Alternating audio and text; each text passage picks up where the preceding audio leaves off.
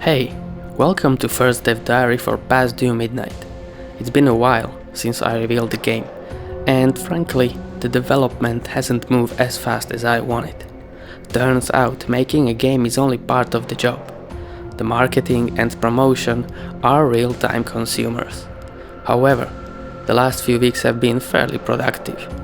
I've been building the core stuff that everything else sits on, saving and loading, localization, and the full working options menu. Not the flashiest work, but it's kind of thing you only notice when it's missing. Before I get into any of that, since this is the First Dev Diary, let me tell you what the game actually is, who I am, and how this whole thing started. My name is Juraj and I'm the guy behind all of this, a one-man studio based in Slovakia. With more than 10 years of professional background in software engineering, full of enthusiasm and commitment, I started game development in April 25. Despite zero experience with game development and 3D modeling, inspired by Gothic series that I had finished replaying shortly before, I began building my open world RPG dream game. And honestly, it went better than expected. But the further I got, the more I realized how much was still ahead. After 4 months of 10-hour daily grinds, I had to admit that an open world RPG is too ambitious first bite, so I put it on hold. And that's how we ended up here. The plan was simple, to make something small, something I could actually finish within a reasonable time. Originally, I've seen Past Due Midnights as a 6-month project, but that was comfortably the worst estimate I've ever made, and I've been estimating software projects for a decade. Now on to game. Past Due Midnight is a first-person, single-player, psychological horror game set inside a corporate office that's gone very wrong. You play a burnt-out employee who nods off during Friday overtime. When you wake up, the office isn't the same place anymore, and heading home for the weekend turns out to be easier said than done. The plan is 6 uniquely themed levels. You explore, investigate, you do whatever it takes to push forward, and as you go, you piece together what actually happened there. Development started in September 25, and right now I'm deep in the production phase. The next big milestone is the demo, which I'm aiming for somewhere in Q1 27. Alright, let's take a closer look at what I've been building since the reveal. First up, the main menu. I didn't want just a static image behind the buttons, so I built a proper, dedicated 3D scene instead. The office layout is modeled in Blender as one single asset, and then in Engine I filled it with props, only within the designed camera's field of view. Then added environment node, a few extra lights, volumetric fog, post-processing tuning, and that's the menu. I'm pretty happy with how it turned out, and as a bonus, it holds up nicely across different aspect ratios and resolutions. New game and save load system. At this point, the game's UI started taking shape. I was after something simple, slightly glowing, translucent, a bit glass-like. The frame borders come from a single theme I reuse across every menu and dialogue in the game, and the frame backgrounds are a blur shader. Starting a new game and loading a game actually opens the same UI scene. The only difference is the parameters I pass in when I call it. The save system itself took a lot more thinking. I had 2 options: traditional manual saves or a fully automatic checkpoint system where you either reload the last checkpoint or restart the level from the top.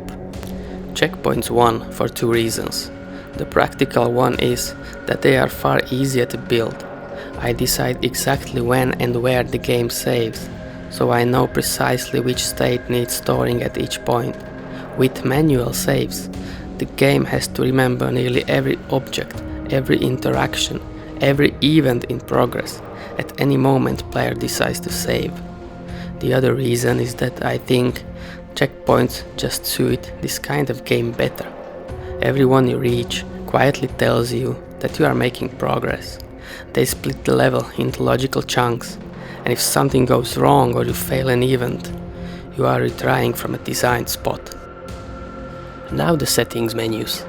These are often disregarded by small indie teams or solo developers, either completely or to some extent. I totally understand why. They take a serious amount of work, and that's the time you could be spending on actual new content or polishing what's already there. But I think a proper settings menu is one of the better investments you can make. Players want to make the game comfortable for them. Adjust the look speed, push the music up a few decibels, drop the shadows so the thing runs smoother. Small stuff. But it can make the difference between a game someone finishes and one they quit 5 minutes in. And here's the practical part. Once you've built the settings for one game, most of that backend can be carried over to the next one. So why not? Localization wasn't on the plan for this stage at all. However, as I pushed harder on marketing and started building a network, I ended up connecting with translators and got the Steam page localized into all 9 languages that I support. I also wanted the screenshots and GIFs to be localized, so the whole page feels authentic rather than half translated. Now, I could have faked that, temporarily swapped the text and localized textures just long enough to take the shots. Instead, I figured I might as well build the real thing already. The in-game text runs entirely on Godot's built-in localization system, which is genuinely great. You need a CSV in a specific format, a bit of one-time setups, and you are rolling. Change the language at runtime, and every label, button, and any text control using a string ID updates instantly. For dynamic texts in code, use a built-in dr function with the string ID. Resources were a different story. Godot does have a built-in remapping for things like textures and audio, but I wanted something more adaptive. So I built a system that loads the right localized resource by replacing the language code substring in the resource path. That's what right now handles the sticky notes, decals, and so on. Alright, so what's next? One last major technical piece would be the full controller support, with its own options interface and configurable keys. After that, it's content. Nothing but content.